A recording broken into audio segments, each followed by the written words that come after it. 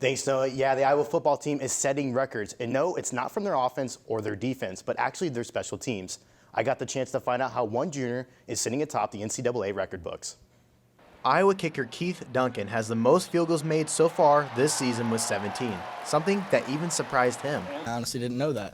I just kind of take what's given to me. I'm going to go out there and, try to execute every single rep that, I'm given. My job isn't really kind of to keep stats or anything like that, so I'm just focused on, making the kick and have a one-rep mindset. And with having this accomplishment, he credits the offense for his success. And I love it. Of course, we'd rather kick extra points, but it's fun to go get some field goals out there. It's a great job by our offense getting us in that position to kick. Go out there and get some points.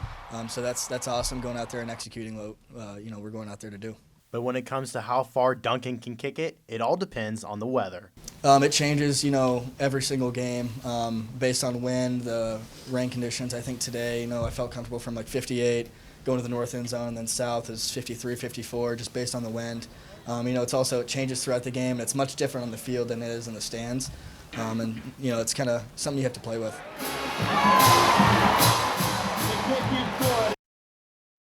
More extra points than field goals this weekend when Iowa heads to Evanston to take on the Wildcats.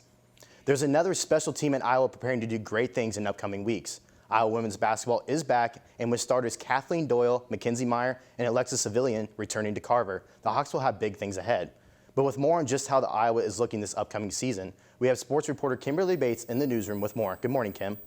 Good morning, Zach. So Iowa finished their 2019 season going 29-7 overall, 14-4 in the Big Ten.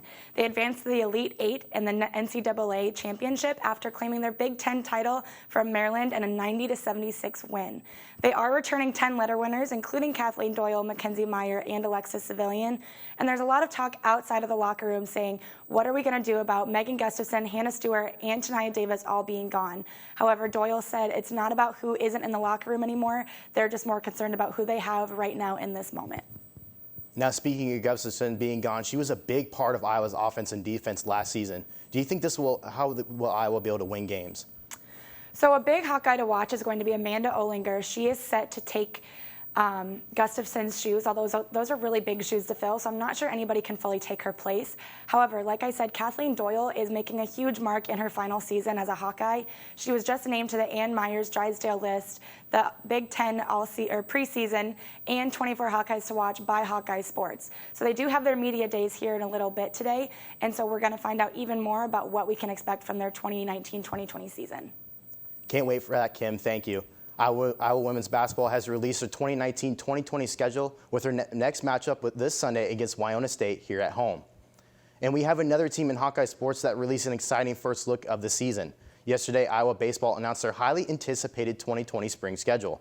The Hawks will be playing 23 matchups here at home. Iowa will be taking on Purdue, Maryland, and Minnesota, and Northwestern for the Big Ten series. The Hawks are one of the 3 teams that have qualified for the last 6 Big Ten tournaments, so keep your eyes out for those other Big Ten play with the 2020 Big Ten tournament taking place on May 20th and 24th. That's all we got for you in sports today, but tomorrow get ready for another exciting football pregame show as we look at Hawks taking on Northwestern on Saturday. Noah, back to you at the desk.